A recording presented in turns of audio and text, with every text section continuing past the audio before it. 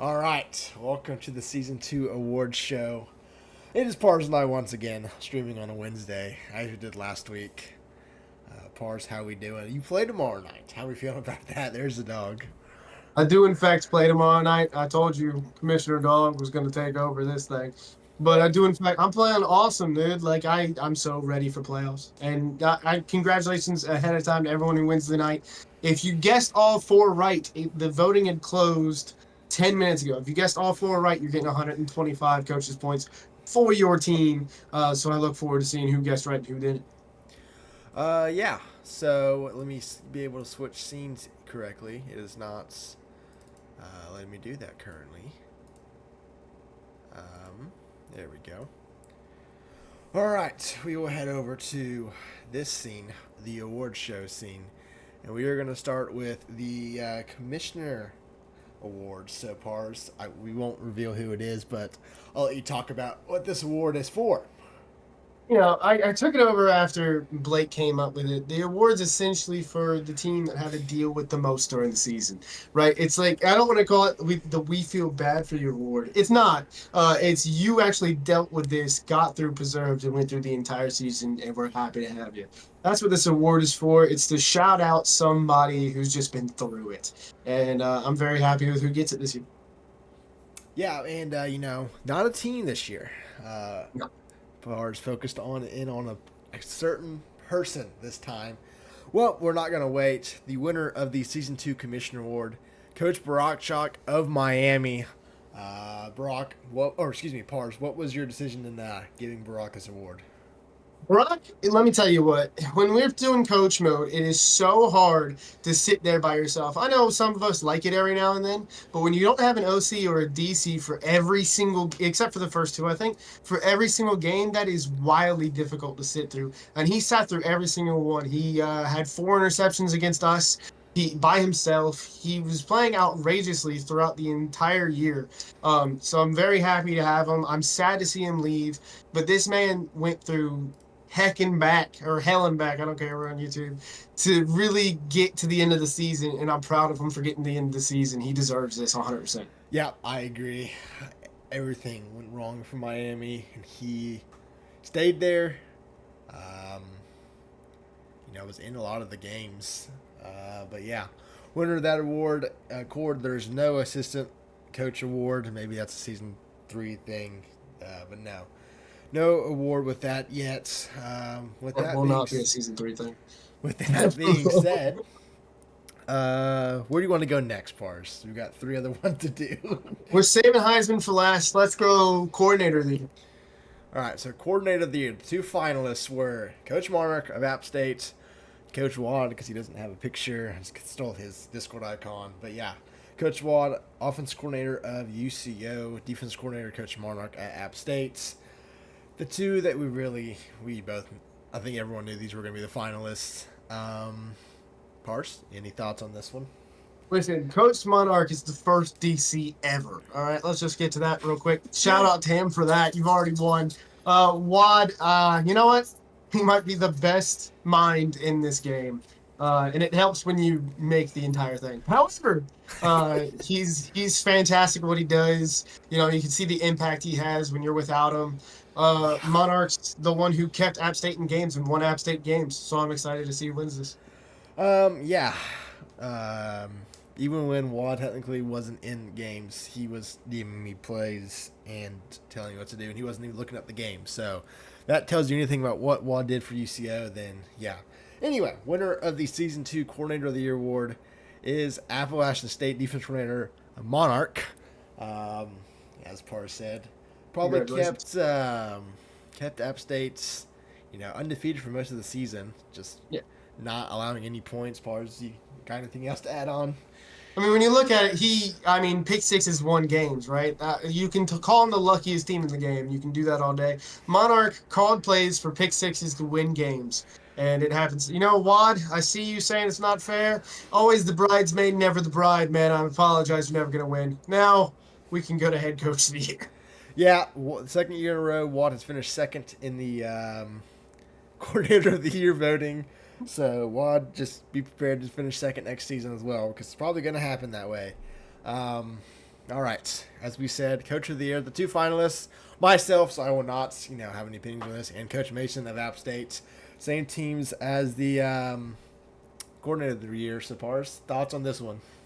Look, both guys deserve it, right? When you look at Mason, he went from worst team in the league to what, 6-1. So really, that's just outrageously good. Like it's so hard to go from worst to first. You consistent. Like that's your biggest thing at UCO. You're consistent. You won last year. You're undefeated this year. You're looking like the best team in the game. Consistency helps you. I'll talk more after I see who wins this. Yeah. Well, I mean, I can't say anything because I'm part of it. So, winner of the Coach of the Year is Coach Mason. Even with his suspension, still wins Coach of the Year with App State. So, App State takes home 2 awards so far. And, have a chance to take up a third one with the Heisman. We'll see that one in a minute. But, yeah. Bars, thoughts on Mason winning it? Look, man, like I said, Mason went from 1 win season to a 6 win season or 1 loss season. Like it's insane when you think about what he's done with this team. Good for App State winning coordinator of the year and head coach of the year. Fantastic. Mason, to answer your question from weeks ago, no, you're not back for this. I don't care. Other than that, though, Gerald, I told you that you're going to have to do this while this goes for you. You're going to have to tank a season, not win a game. And then just absolutely demolish everyone the next season to win a single one of Yeah. these. I agree with Wad. Please keep doing this because this will just be going up in our locker room for the next 2 weeks. So, thank you A lot, everyone for dude. not voting for us. Next to the natty. Yeah, Next to the next to the Natty. We'll see you next week for, I guess, the winner of your game, Par. So, congrats on facing us next week if you win. All I look right. forward to it. Final award of the night. This is a quick stream. We don't have a lot. We already know the finalists. It's Connor Spurbeck of App State. Could be a second year in a row running back wins at the Heisman, or the two Weasley brothers. I don't think any of them are final. No, Fred Weasley was a finalist last year. He finished third in the voting. Then George Weasley is new to the Heisman. Top Yeah. three. So, Pars, thoughts on this? We both got a player. App State once again on the board here. So, yeah, what are your thoughts here? Look, George is new to the Heisman run. I can't really talk about him. Last year, I put in the best defender in the league last year, and I believe he got third or fourth. So good on him. This year, however, we have another guy up for the top three, George. I believe until your game with UCA, George was the league leader in He passing was. yards, and he was right behind you in touchdowns. His problem is interceptions, a lot of them, but he also had 6 rushing touchdowns. So when you look at those, that's amazing. Fred's done the same thing, but better.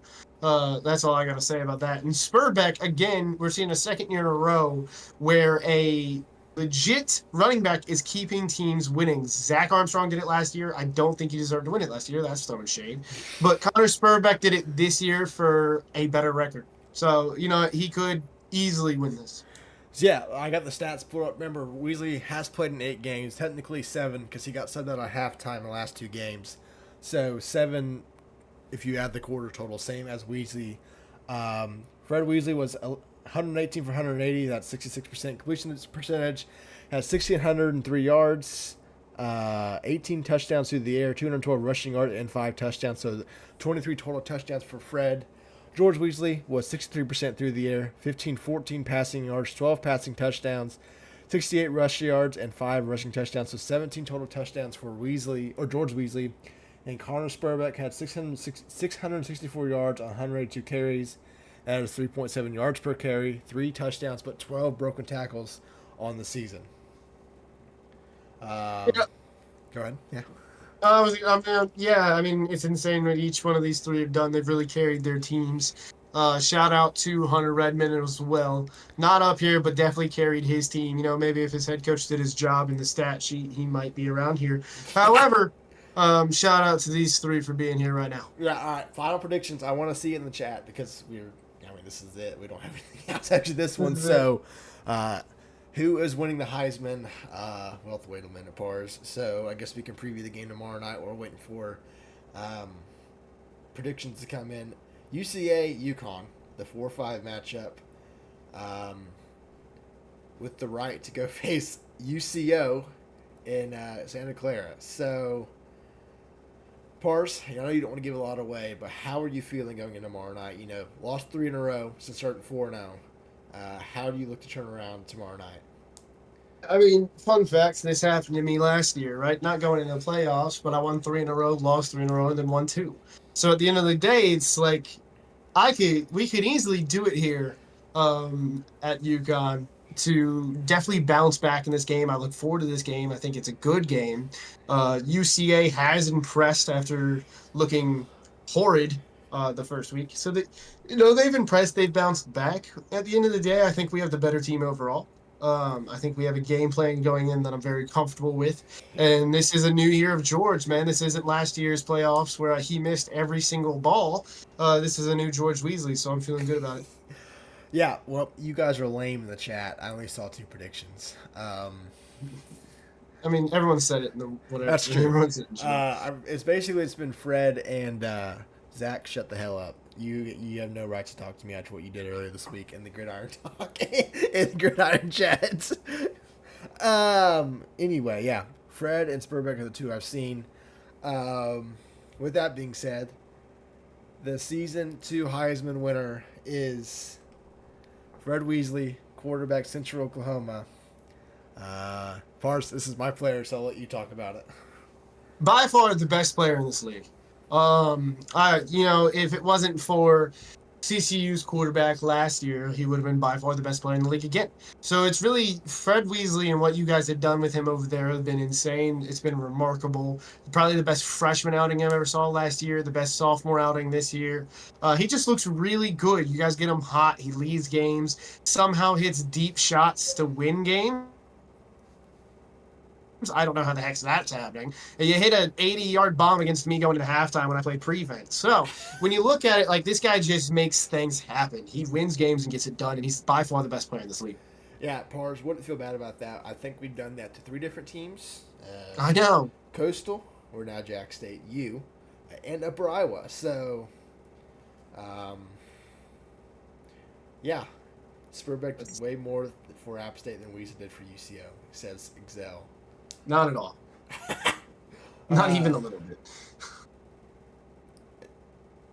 Yeah, one, I agree. I agree. That's what's wrong. Well, yeah, I mean, there's really nothing else we have. I mean, that's it. There's only 4 awards. There's not a lot we can do, awards-wise in this. Not a long stream. Yeah.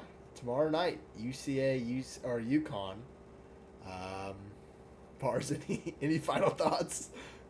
That's it. Congratulations to everyone who won. Every single one of them deserved it. Ryan, I don't know who you are, but as commissioner, I'm not investigating anyone on the committee because it's the other commissioners. I mean, I guess if you guys don't know, this is how the voting works. Head coaches vote for coordinators. Yes. Coordinators vote for the coach of the year. Both coords and coaches vote for the Heisman, and then Commissioner Ward, obviously, Pars. So that's how we do it.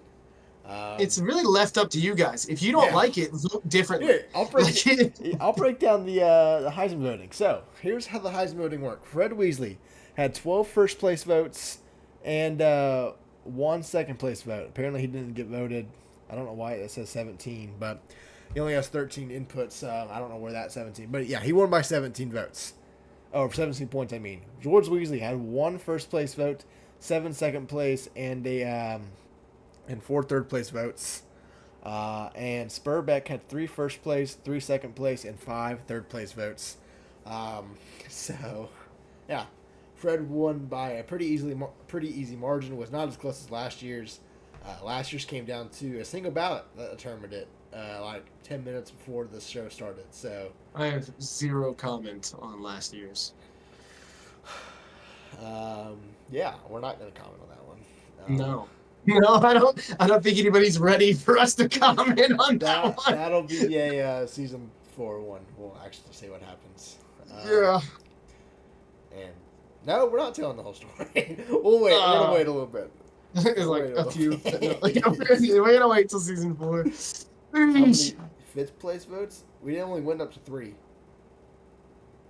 Oh, you only got top 3 votes, which means whoever this App State account is didn't vote. Um, No, they voted for George not to be in the top three. That is wildly rude of you. All Jara, right. I think Ryan is Jara. He said that George Weezy should have won. Oh, you know what? I agree Oh with wait, you. he's the Rigged. he's the Yukon GA. I forgot Yeah, about never that. mind. Rigged. I agree. Roll.